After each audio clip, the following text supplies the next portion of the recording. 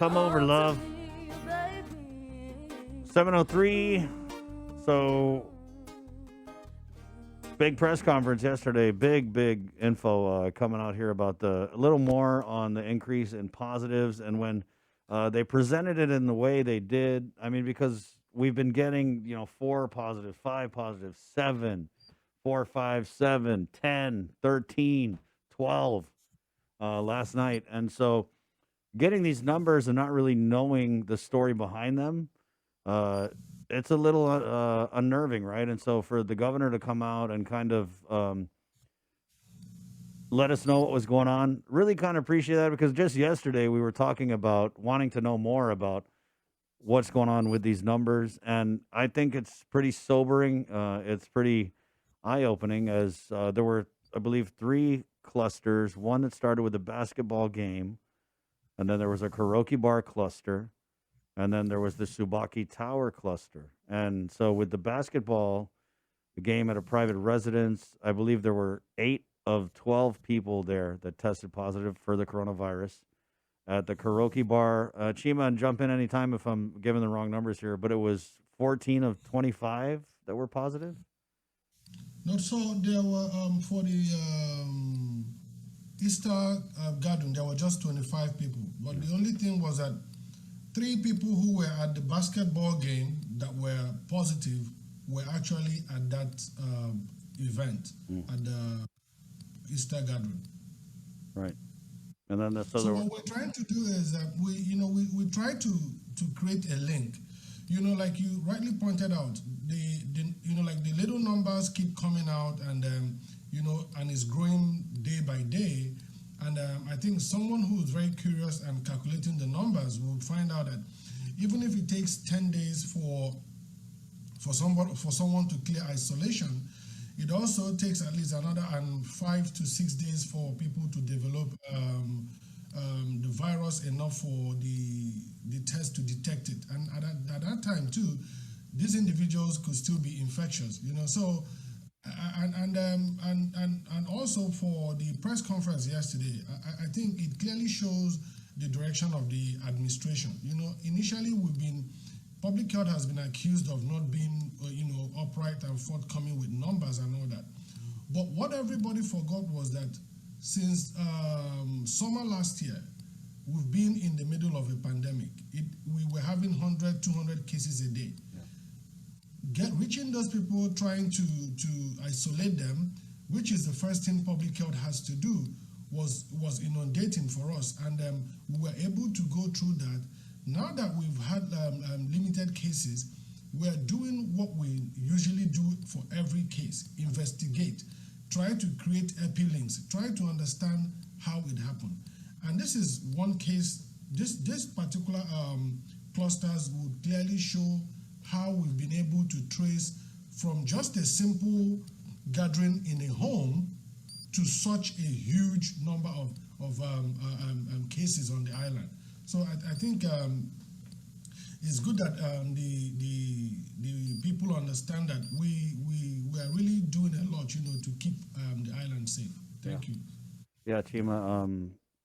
You're right, though. We didn't know much behind these numbers, and I get what you're saying about now that it's kind of died down, the investigative response, but more importantly, the ability to put the information out there in a timely manner has really improved. But when you talk about the huge potential for a spike, man, what really got me, Chima, was when you guys talked about the possible exposures that you still need to kind of run through and possibly test. So, April 14th to April 18th, if you dined at the Subaki Towers 2 restaurants, there was some 961 people there, right? And then also, you guys had said there were 84 Subaki employees who were possibly exposed.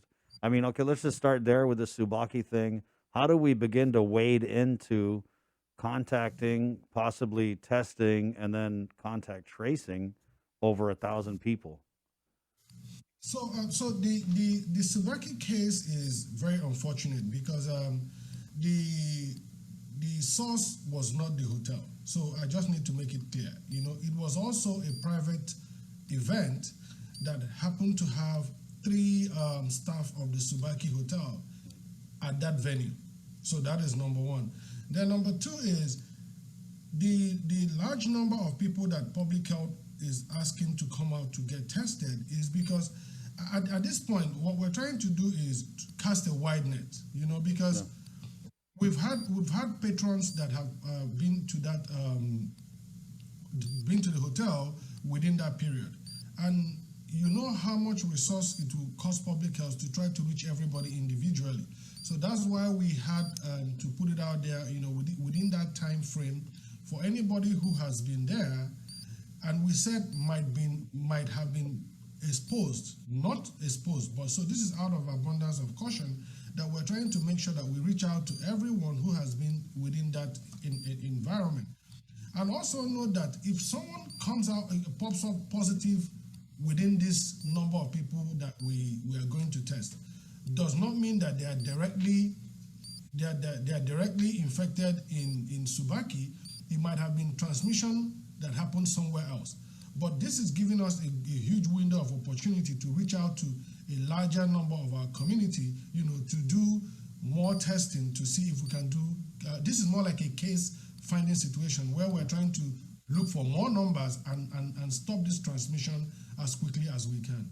Let's go back to the karaoke bar, the basketball game clusters. How much testing and contact tracing do we still need to do with those two groups? So if you look at the numbers, these are private events with little number of people. The first one was just a group of 12 people, 8 tested positive, 4 were negative, and these 4 have been quarantined.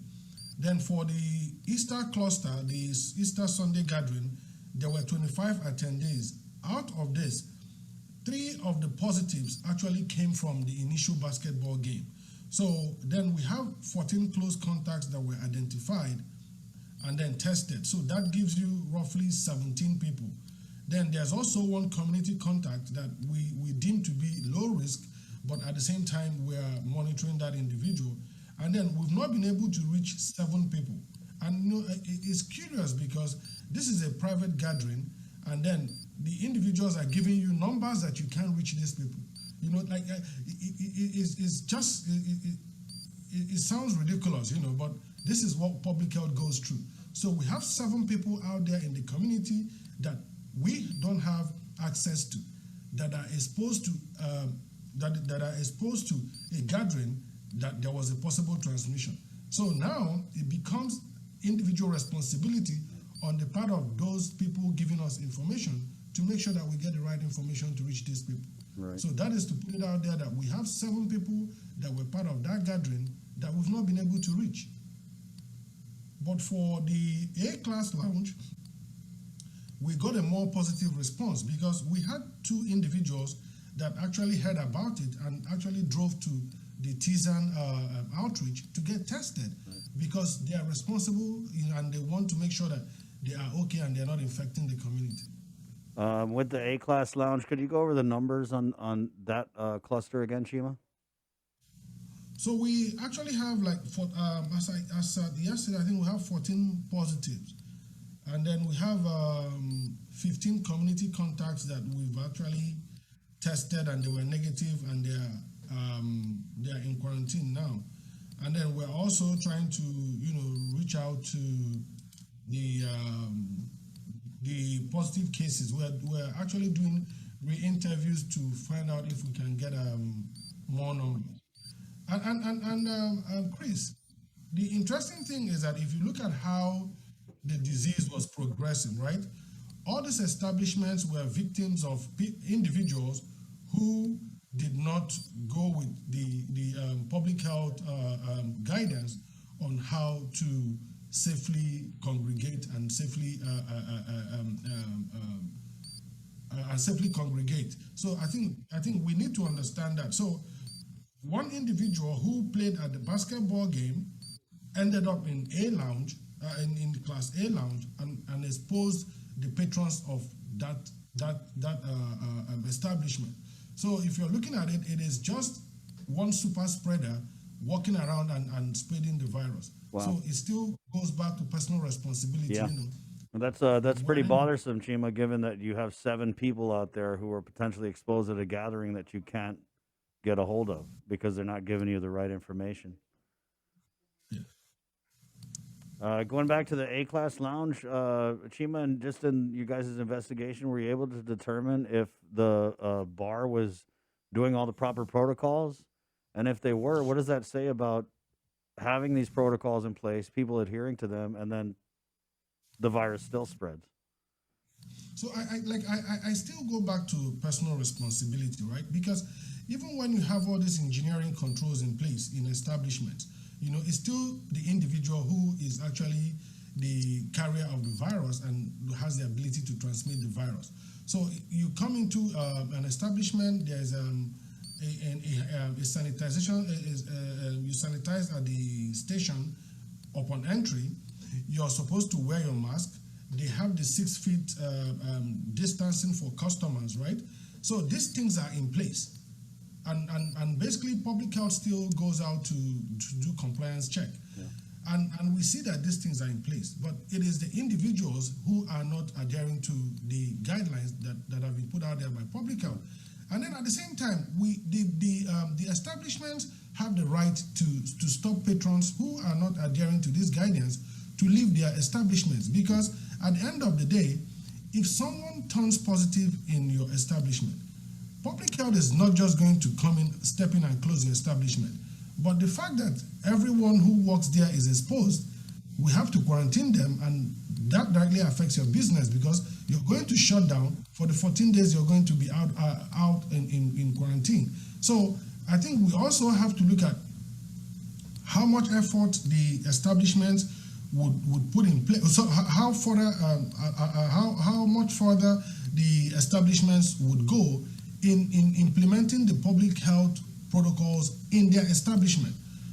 So it doesn't stop from sanitizing your hand, yeah, putting the seats 6 feet apart. They should be vigilant to look at guests in those establishments who are not doing the right thing and, yeah, walk them out of the place. Right, Chima. Don't give them business. I think you guys need an investigator on social media, because if you just cruise Instagram or Facebook, I mean, and look at, these bars and events that are happening, I mean, it's clear that people are not adhering to the protocols, which is, I mean, it's rather unfortunate. And true to that, you saw the pressure on the governor, you saw the pressure on public health to open up the island, and the governor kept saying, we need to tread carefully, because she clearly understands the present danger. We are still not out of the woods. It is everywhere around us. We have countries that are 3 hours away from us having 10,000 cases in one day. We have 4,000 cases in one day. The public health and the government and the people of Guam were able to wrestle down this virus. We were able to come out from a huge surge. And right now we're seeing individuals who are clearly taking us back to where we were before. And now if the governor and public health steps out to start closing, giving out stricter restrictions, the people will still jump around and start yelling at the government. But right now, you see that clearly this is not a government problem. This is a personal problem. People who are not doing what they're supposed to do. So we need people out there to really be watchful. Talk to your neighbors. Speak to the people around you. Tell them to do the right thing. Because I don't think we can afford to go back to where we were last summer. Yeah. I don't think it will be easy on us this time around. Yeah. I mean, I get what you're saying, Chima. That and yes, the public does deserve some of the blame, but let me just play devil's advocate here, as I often like to do, and let me ask: Did the government move too quickly in the easing restrictions? Because the governor had said something in this press conference yesterday. She said all of these people were doing activities that were allowable. And yes, there was a symptomatic guy who played, and we're seeing, and I agree that, these people, or at least one was symptomatic, and other people are gathering, but they're allowed to gather. And I don't know who was symptomatic, who wasn't, or who was asymptomatic. But that being said, I mean, Chima, let's be honest, when the governor's having fundraisers and everything is allowed, the mentality with the people is kind of like, oh, we're through with it. We're over. We're talking, when the conversation's all about reopening, it's really hard to also run a parallel conversation about, hey, stay stay home if you're sick, wear your mask, wash your hands. I mean, it's difficult, right? So, but Chris, like the question actually answers itself. There's a cap on gathering, 50. There's a cap. It is 50, right? If you have 50 people 6 feet apart wearing their mask, I don't think we're going to have situations like this. That is number one. So, we really take time to look at this. You can see the level of pressure on the government and public health to open, but now we are seeing why the restrictions were meaningful, because the restrictions brought us to 0 cases, right? Then we've opened up the island, and then what is going on? So I think we also need to strike that balance that, now we have the vaccines, right? So first of all, we started with the strict restrictions. I was physically present the first day that the governor made the decision to shut the island. It was a big decision for her and her cabinet and the lieutenant governor. But they took that route, and we were able to within a short period stop the spread on the island. We opened up again, and people did not adhere to public health and guidance, and then we had the surge. Now we've been able to institute those restrictions again, and we've been able to come out to 0, and then we opened up again, and then we are seeing this. How in heavens can somebody who is symptomatic, who has symptoms of COVID, leave the house, go get engaged in a gathering, at the same time play a game without a mask, and then at the end of the day infects 8 people? That person should be held accountable. That individual is the problem. Stay home if you're sick. Don't come out. Let me ask you, Chima, when you say that individual should be held accountable, will they be? Is there any kind of like charges they could face or potential fines? No, like what you can't lock people. I don't think that was supposed to be funny. You can't lock people up. So the thing is, for infectious diseases that are airborne, it's so difficult to pin it. You can't pin it on a particular source. He might be symptomatic for maybe other flu-like symptoms, and then there's someone who is still in that gathering who is asymptomatic and is infecting others. So at this point, what I'm trying to emphasize is that if you feel sick, stay home. Yeah. That is accountability. Stay home. At least try to save people around you. Chima, what can you tell us about because we had a comment here, how many of, and just generally for the 3 clusters, how many of the positives were vaccinated, partially vaccinated, et cetera? I don't have that number offhand because Dr. Cabrera actually presented that number. Yeah. If you can give me 1 second, Yeah. I can pull it up. Yes, Dr. Cabrera presented that number yesterday.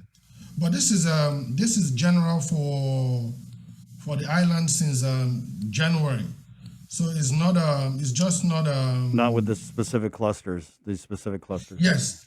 So since for all the confirmed cases in 2021, 21 individuals have actually had their first dose, which is 0.028%. 14 individuals have actually had their second dose, but they are less than 14 days, so they are not fully vaccinated. This is 0.025. And then we have 7 people that are fully vaccinated, which is 0.012. So this is the vaccine status for people that have actually tested positive for COVID. Right. And what this says is very clear. You need to go get vaccinated, right? So you go get vaccinated, you reduce your chances of hospitalization, you reduce the chances of getting sick when you get infected. But at the same time, it does not tell you not to wear your mask. It does not tell you not to keep safe distance and wash your hands. So we are looking at using. So we started with the non-pharmaceutical interventions, which was those engineering controls that we have in place, putting up plexiglasses, separating people 6 feet, and then we went from there to the vaccine, which is a pharmaceutical intervention. but they have to go hand in hand. One cannot substitute the other. So as we gradually come out of this, we just need to know that you get vaccinated, you continue to do what you're asked to do, so that way we can balance it and keep the community safe. And I can still put it out here that there is no cure for COVID. There is none. So people should understand that everything that we're doing is just to prevent people from getting infected and having our community members being infected. So basically, what we're doing now is prevention. There is no cure for COVID. Right. So people should please be aware of that. Yeah. We had a couple comments here. Our good friend Margaret Hattori Chima writes, no matter what activities are allowed, people who are sick should stay home. These were social events. People who are sick should not go to parties. What's so complicated about that? And then Rosemary comments in, are the 4 in the hospital now from the clusters? Just one of them was confirmed to be from the cluster as of yesterday. Chima, we have Dr. Hoa coming on, but I just have 2 last questions here. One, given the huge task that's ahead of you guys, contact tracing, testing, whatever, all the possible exposures from these 3 clusters, and also the vaccination effort, which we're still pursuing on the path to half, do we have the resources, manpower, fiscally, whatever, to do both these things at the same time? At this point, yes, we do. But if more people continue if more people continue with the behavior that we're seeing now, not adhering to public health guidance, we might run out of resources. But I can assure you right now, we have the capacity to handle this, but we don't want it to grow bigger than this.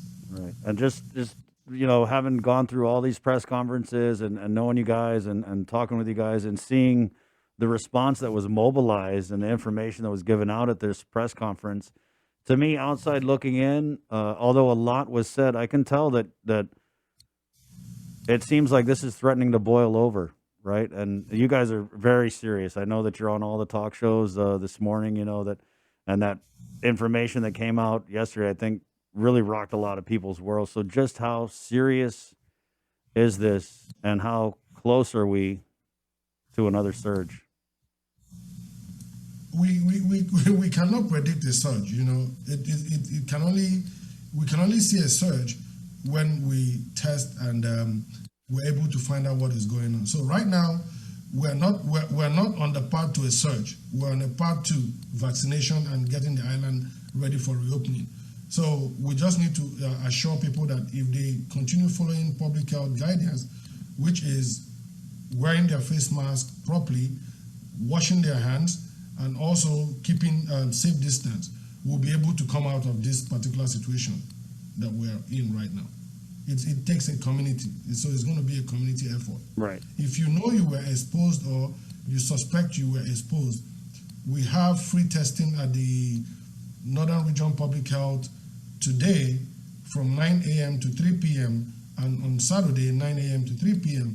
We are open to opening on Sunday if we have demand, and we're also testing at Subaki Hotel on Monday for the staff who were exposed. So we are availing the community to please come out and know your status now so that we can get over this as quickly as we can. Thank you.